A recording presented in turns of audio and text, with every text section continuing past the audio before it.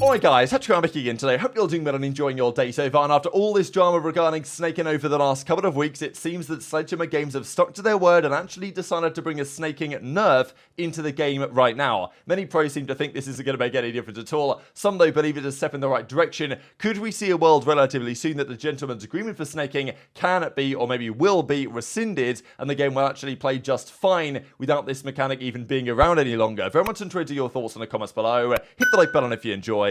Subscribe if you're new as always, that would greatly appreciate it. Few rivalries for the new season. Most of these guys say Scrappy, which is, gotta say, it's pretty entertaining. Also wanted to say from Crim, I did see this on his Insta the other day, but when he did that announcement that he's moving to racing in real life, like real racing, I don't know, like actual on-track racing in a Porsche with for the new season that he's doing going forwards, he did look pretty good in that video, and it turns out that he's absolutely been cooking in the gym, so awesome to see from Crim. I don't know if he still suffers with the thing he had with his like top lip or whatever, but I guess he realized at some point that like if he just gets in really good shape, it'll probably just make everything better. So yeah, he's down a lot. I think he's down 17 pounds for the month of November, currently at 233 pounds. He's looking to get lower as well, so really cool stuff from Crim. Just absolutely love to see it. He also confirms that what we said the other day on his racing schedule for the season is what I thought it was. So this is the championship series. If you guys didn't see it the other day, he's going to be racing at these 7 rounds during the 2024 North America Porsche Sprint Series Challenge for NA, basically. So these are the tracks. I mentioned them the other day, but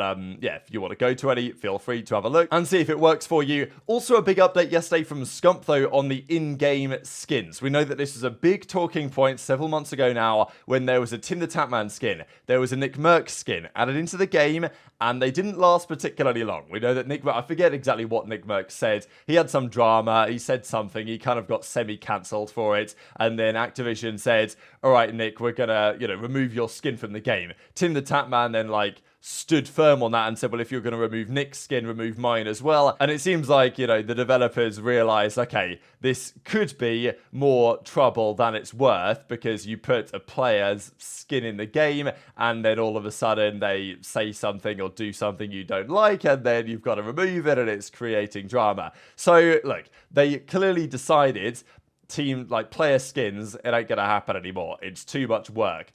To be honest, it's frustrating just because, Scump's not gonna, he's never really got into much drama, you know what I mean? Like, he's gonna be he's very marketable for a very good reason. And as a competitive community, as soon as the Nick Mercs and Tim the Tatman skins, we saw them, we were like, well, come on, like, where's the Scump skin? Where's the Nadeshot skin or whatever, if you want to commemorate very important individuals to the Call of Duty franchise, at least give it to the guys that really did the most for the scene. As far as I'm concerned, maybe we're biased, to be fair. But Scump actually confirmed that he was meant to get one, that it was in the works and it was going to happen, but it didn't happen for the reasons that we probably described. Maybe Scump's was going to be the third one that they were going to do, but after the Nick Mercs in the Tatman thing, it kind of went wrong. They decided, we're not going to bother doing this anymore, which is a big shame. But yeah, Scump says it's not happening, and there's been some speculation as to exactly what that skin might have potentially looked like. We'll see here in a second. So I'll share this clip and also one of Donnie Temp that we'll discuss in a few minutes. The doc is right. You should have had a skin in COD a long time ago. I mean, again, we were supposed to have one.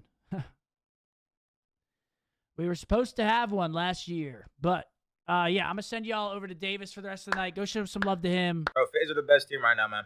Just because they just literally made us look like NPCs doesn't mean we're just some dog shit team. We literally beat a pro team the other day. We're good. Pretty good. How about you guys just shut the hell up and then watch the first event? I think that would be like the best, course of action. Shit plays differently in the best of 5. They'll probably be one of the best S&D teams too.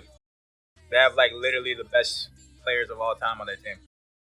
Are some of the best players. So Clarkus here in the reply says, I bet it was that King skin, because you guys might remember this was added last season. And to be fair, when people saw this, they thought, damn, you're really going to put a King skin in the game with a crown and everything, and it's not going to be Scump? Like, but maybe this was meant to be Scump, right? It's very possible that they were going to basically put Scump in the game here, but eventually had to change their mind and actually just use a normal, like, face mask thing. Kind of frustrating, but I suppose it is what it is. Also confirming yesterday that BPL is over and Drazah was the champion. Just absurd grind from this guy. I know that it was a no-brainer that Drazah was going to win BPL, but the amount he grinded for this, he got the $2 grand as the W at the end. Compared to the other guys, I mean, like Vivid, put up a bit of a fight, but he had 35 matches played, 27 and 8 Vivid was, but Drazah just played way more and just won way more than everybody else. So he won it by a mile, really. It was Drazah, Vivid, Ghosty, Kremp, and Kismet. I think the plan is, like, BPL will stay running if the pros want to play, and the leaderboard, I think, will probably stay active to track things. At some point, we will figure out when to do like a second split, and then it will be reset and we'll go from there. But, you know, it's not going to disappear, but, you know, the incentive for the money has now been dished out basically between the players, and, you know, but it's still the best way to play it. So I imagine the pros are going to continue on this one. Just to quickly mention on fantasy, so I have made a team. Now, maybe I'll change my season keeper team. Just to clarify on this, if you guys haven't played the fantasy on the website before, typically last season, let's say, you can do one team at a time. You can only enter one team at one time because, you know, you just enter for the qualifiers and the tournaments, and that's it. This time, though, you can enter as many tournaments as you want. So you can enter 6 if you want, and you can enter 5 if you want. The ones to enter right now really are, you can do worst team wins. But mainly the Keeper Fantasy League, the qualifiers and tournament ones are these top 2 with the most entries at the moment. It's all completely free to enter, by the way. This is my team for the tournament, the major one tournament basically, which is, it's different to my team for the overall season. Now, I'm also very much leaning here AR heavy, because I think at least at the start of the game, the ARs should be in a better position. I still might change my overall season one, because, you know, I definitely might have to make a few more bets there on how things are going to go if I'm actually going to win that one. And also remember that usually the teams that win this are when you've got multiple players and one team that does really well at the tournament. But, you know, I had mixed opinions on it, so I've gone for this. Basically just gone for AR players. That Scrappy's very expensive, but he could well be worth it. Toronto should be good. I've gone for Sib as well, and then Assault and Arcity. So basically the 2 guys that were on LA Gorillas last season that are very cheap in the current budget set, but might be alright. That's what I've gone for. I'm not sure I love it. I might change it, but for now, that's what I've stuck with before this weekend. Clay also was kind of gassing up Drazah as well after the victory, and I thought this is pretty funny from Drazah. Crazy that, so he this is like a classic image that's gone around a while. How I look so different. Hashtag 7th grade.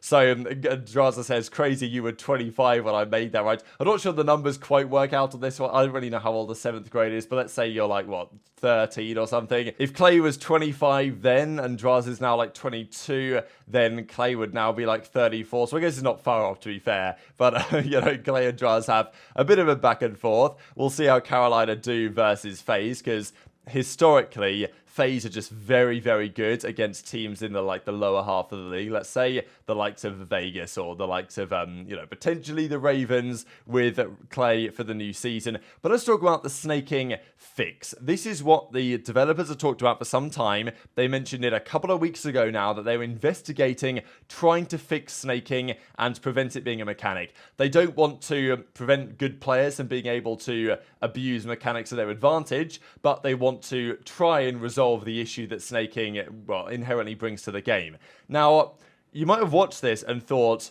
what is the difference? And there really isn't much difference. The only difference you can really find is on the 3rd bounce. And this is what they've changed for now. I think that if they want to actually make this stick, they will have to go further. But you can kind of see it in this image. So this guy is obviously snaking pretty hard. He goes 1, 2, and then the 3rd snake. You see that 3rd one right there. So he snakes once, he snakes twice, and then on the 3rd one, he kind of stutters a little bit. I don't know. I'll just play that again so you guys can kind of see. It's smooth, and then the 3rd one he stutters. Now that's intentional, and it means that from the other person's point of view, on that 3rd snake, you are now, you know, a potentially killable target. But I know that a lot of people looked at this and were like, well, you know, for example, when you look at it from this guy's point of view, it doesn't really look that dissimilar, does it? Like, it's very similar, and sure, it's a little bit more jolty on the 3rd movement, but the reality is that I think a lot of people think it's relatively the same, and that's what Bean says. He didn't do nothing but step back before and after. It's just the same thing again.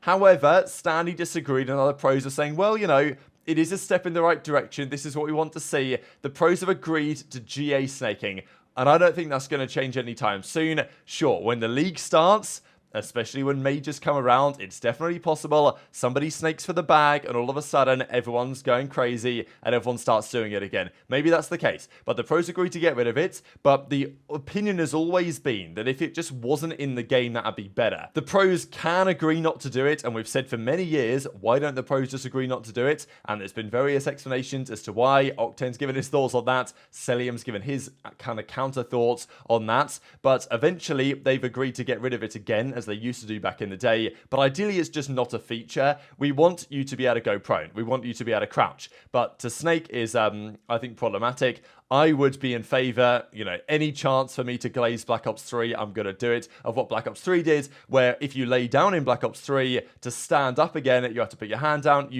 Snaking wasn't a thing in Black Ops 3 just because of the way the game was designed. You couldn't go prone and sprint out of it in the same way that you can today. So I'd be in favor of bringing that movement system back, and it would still keep what we presently have. Maybe that wouldn't be great because back then there were jetpacks, so there was other things you could do with movement. So maybe I kind of get why they don't do that nowadays, but ideally we want snaking to be gone. There's various ways you could do this, right? Some sort of exhaustion cooldown, or just finding a way to prevent sprinting out of prone as we presently have in some way or another. But that's what they've done for now, and this is as Ben J. Nassim here says on the Reddit, that as Lunchtime says, who the clip was from, main difference I noticed was a delay after the third pump of the snaking. After that, very similar. And apparently Ben was on a call with the studios where they told him it's basically a cooldown after the third action coming off prone or sprint. They said this is version 1 timing on that. They'll work with the data and community to tweak. So I don't think what they've changed so far, the nerf they brought in, is going to do really anything.